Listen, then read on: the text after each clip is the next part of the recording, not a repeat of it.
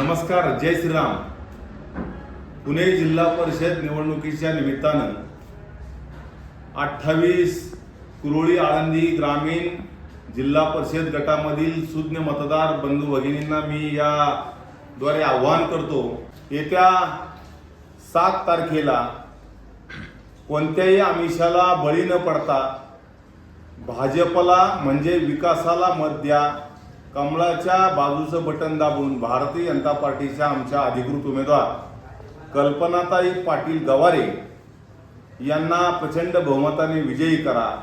याचं कारण आपल्याला माहिती आहे की देशामध्ये आपल्या देशाचे पंतप्रधान आदरणीय नरेंद्रजी मोदी साहेब यांचं विकास पर्व सुरू आहे. राज्यामध्ये आपल्या राज्याचे मुख्यमंत्री माननीय देवेंद्रजी फडणवीस साहेब यांच्या माध्यमातून विकासाची नवी गंगा या ठिकाणी आपल्याला दिसत आहे. आणि हे करत असताना आपल्या केंद्राचे राज्यमंत्री आदरणीय मुरलीधरांना मोहोळ, मंत्री महोदय आदरणीय चंद्रकांत दादा पाटील, आपल्या भोसरी विधानसभेचे आमदार, या विभागाचे निवडणूक प्रमुख आदरणीय महेशदादा लांडगे, त्याचप्रमाणे आपल्या जिल्ह्याचे अध्यक्ष प्रदीपदादा कंद आणि आमच्या खेड तालुक्यातील सर्व भारतीय जनता पार्टीचे पदाधिकारी कार्यकर्ते यांच्या जोरावर कल्पनाताई पाटील गवारी यांची उमेदवारी या ठिकाणी आम्ही घोषित केली. खरं पाहिलं तर कल्पनाताई गवारी यांनी यापूर्वी पंचायत समितीमध्ये सभापती म्हणून उत्तम काम केलं. सर्वसामान्य माणसासाठी सातत्याने पंचायत समितीच्या माध्यमातून अनेक योजना, विशेषतः महिला बालकल्याण विभागाच्या माध्यमातून अनेक योजना महिलांसाठी, महिला सक्षमीकरणासाठी त्यांनी काम केलेलं आपण पाहिलं. संघटनेमध्ये ते महिला मोर्चाचा अध्यक्ष म्हणून प्रामाणिकपणे काम करतायत.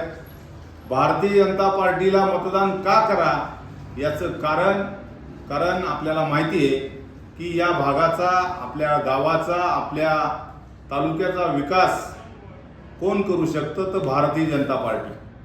खरं पाहिलं तर ही निवडणूक अतिशय वेगळी आहे. आमच्या राज्याचे मुख्यमंत्री आदरणीय देवेंद्रजी फडणवीस साहेब यांनी आम्हाला आवाहन केलं की कोणतीही प्रचार सभा आपण घेऊ नये. याचं कारण मी आपल्याला सांगितलं पाहिजे की या राज्याचे उपमुख्यमंत्री वैकुंठवासी अजितदादा पवार यांना ही श्रद्धांजली मी पहिल्यांदा अर्पण करतो.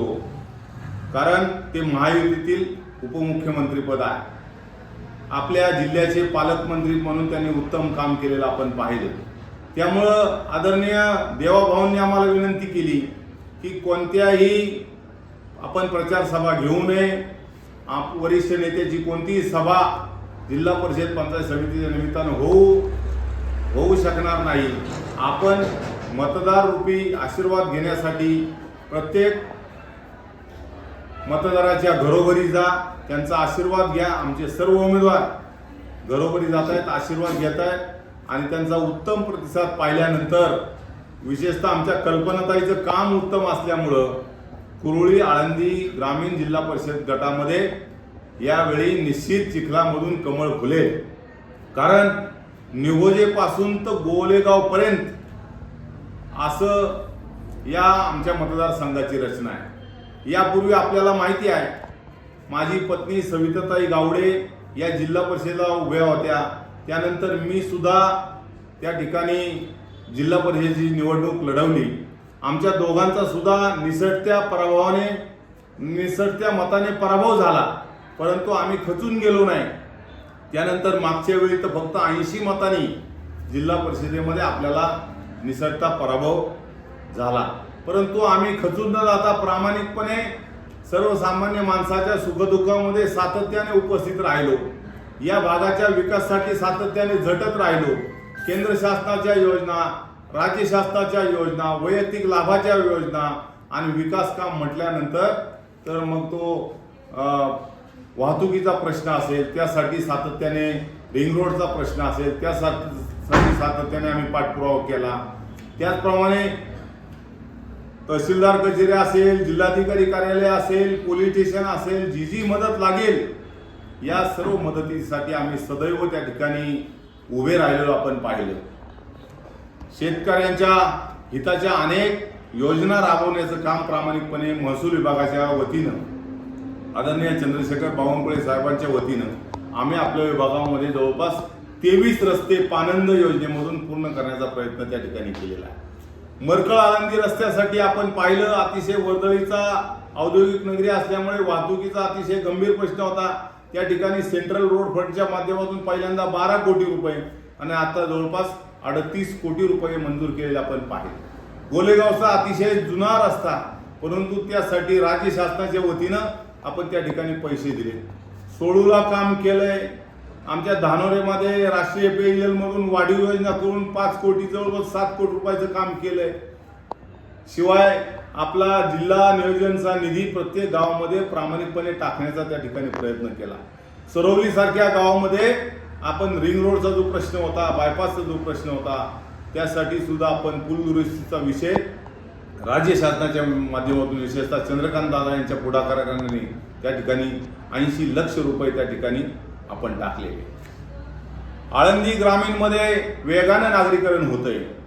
भोसरी, पिंपरी चिंचवड आणि पुण्याच्या जवळ असल्यामुळं वेगाने नागरीकरण होतंय आणि म्हणून PMRD मध्ये सातत्याने पाठपुरावा करून DPR तयार केला आणि त्या DPR मधून आपल्या विभागाची परंपरा, भौगोलिक रचना, सर्व कार्यकर्त्यांच्या सूचना त्या ठिकाणी घेऊन ज्या ज्या ठिकाणी रस्ते पाहिजे त्या ठिकाणी रस्ते, ज्या ज्या ठिकाणी नागरीकरण होतंय त्या ठिकाणी मजबूत रस्ते 24 मीटर, 18 मीटर, 12 मीटर असे त्या ठिकाणी सुचवण्याचं काम आम्ही त्या ठिकाणी केलं.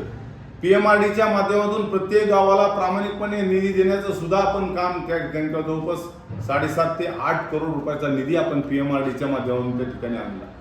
चिमळीचा आपण विचार केला तर नाशिक रोड आहे आणि म्हणून देशाचे रस्ते व वाहतूक मंत्री नितीनजी गडकरी साहेब यांना सातत्याने त्या ठिकाणी आम्ही मागणी केलेली आहे आणि म्हणून पुणे नाशिक रस्त्याचा सुद्धा वाहतुकीचा प्रश्न त्यांच्या माध्यमातून 7,862 कोटी मंजूर झाले. टेंडर प्रोसेसला ते काम आहे. रिंग रोडचा प्रश्न आपल्याला माहिती आहे. आमच्या भागातून अतिशय महत्त्वाचा म्हणजे रिंग रोड जातोय आणि या रिंग रोडच्या निमित्तानं आमचे पाटीलभाऊ गवारी आणि कल्पनाताई गवारी यांनी शेतकऱ्यांसाठी आंदोलन आपण केलेलं पाहिलं. त्यानंतर तो प्रश्न सातत्याने धसास लावण्याचं काम आम्ही सर्व शेतकऱ्यांना विश्वासात घेऊन केलं आणि देशाचे, आपल्या राज्याचे उपमुख्यमंत्री, मुख्यमंत्री यांच्या माध्यमातून वाढीव 1.5 लाख रुपये गुंठ्याला वाढवण्याचं काम प्रामाणिकपणे आम्ही आंदोलनाच्या निमित्ताने त्या ठिकाणी केलं. या कामी भारतीय जनता पार्टीच्या सर्व वरिष्ठ पदाधिकाऱ्यांनी आम्हाला मदत केली. कुरुळीला आपण पाहिलं तर कुरुळीच्या विद्यालयाची मान्यता असेल, कुरुळीचा गायरानाचा प्रश्न तो देखील आज अंतिम टप्प्यात आहे. कुरुळीला आम्ही MIDCचं पाणी राज्य शासनाच्या वतीनं आणून दिलेलं आहे. निगोजेचा विचार केला तर निगोजाला सगळी MIDC आहे. त्यांचा अनेक वर्षाचा प्रश्न होता की निगोजामध्ये MIDC आहे, आमच्याकडं वेगाने नागरीकरण झाले परंतु आमच्या ग्रामपंचायतीला काही उत्पन्न मिळत नाही आणि तो विषय घेऊन आल्यानंतर आम्ही शासनाकडे विनंती केली, चंद्रकांत दादाकडे विनंती केली आणि त्या ठिकाणी कर स्वरूपामध्ये सदर निधी ग्रामपंचायतीला मिळावा. त्यानंतर आज आपण पाहतो अनेक कंपन्यांचे निधी जो टॅक्स रूपी आहे, कर रूपी पैसा आहे, तो आज त्या ठिकाणी ग्रामपंचायतीला मिळतो. म्हणजे निगोजे, कुरुळी, मोई, चिंबळी, धानोरे, चरवली या ठिकाणच्या ज्या औद्योगिक वसाहती आहे, या वसाहतीचा कर रूपी पैसा ग्रामपंचायतीला आल्यानंतर ती ग्रामपंचायत सक्षम करण्याचं प्रामाणिक काम आपण त्या ठिकाणी केलेलं आहे. वित्त आयोगातून आता ग्रामपंचायतीला वाढीव रक्कम मिळावी यासाठी आमचा पाठपुरावा आहे आणि म्हणून या लोकशाहीमधील स्थानिक स्वराज्य संस्था बळकट झाली पाहिजे यासाठी सातत्याने आमचा प्रयत्न राहिलेला आहे. विकासाची दूरदृष्टी ठेवून आम्ही त्या भागामध्ये काम केलं आपण पाहिलं. पराभव झाला तरी प्रामाणिकपणे मी सातत्याने त्या भागामध्ये काम केलेलं आपण पाहिलं. आज आपण पाहतोय लढाई ही अटीतटीची आहे. 2-3 वेळा आम्हाला निसटता पराभव पत्करावा लागला, परंतु माझी आपल्याला हात जोडून विनंती आहे की या भागाच्या सर्वांगीण विकासासाठी मी आणि माझी सर्व टीम भारतीय जनता पार्टी सदैव त्या ठिकाणी सज्ज राहील याची खात्री मी या निमित्तानं आपल्याला देतो. म्हणून कोणत्या आमिषाला आपण बळी पडू नका. आजी आमदार बोलतायत, माजी आमदार बोलतायत, आज अनेक लोक प्रलोभनं दाखवतायत, आज लोकांना आज आपण पाहतो तीर्थयात्रा काढतायत. तीर्थयात्रा अनेक लोकांना वेगवेगळे आमिषे देऊन प्रलोभनं दाखवून आज मतदान घेण्याचा प्रामाणिक प्रयत्न ते करतायत. परंतु माझी याद्वारे मी आपल्याला विनंती करतो की तीर्थयात्रा आणि पंचायत राज, स्थानिक स्वराज्य संस्था, ग्रामीण विकास याचा कसलाही संबंध या निवडणुकीच्या निमित्तानं नाही. शेवटी आपण सगळी सांप्रदायिक मंडळी आहे. ज्याला देवाला जायचंय तो आपल्या मिळकतीचे, रोजीरोटीचे जे काही तुटपुंजी मदत असेल तो घेऊन तो देवाला जातो. वारीच्या निमित्तानं पंढरपूरला वारी निघाल्यानंतर आपण पाहतो की 1500 रुपयाच्या भिशीमध्ये वारकरी गुण्या गोविंदानं हसत खेळत, मनामध्ये कोणताही भाव नाही, फक्त मला माझ्या पांडुरंगाला भेटायचंय या भावनेने सुद्धा वारी करतो.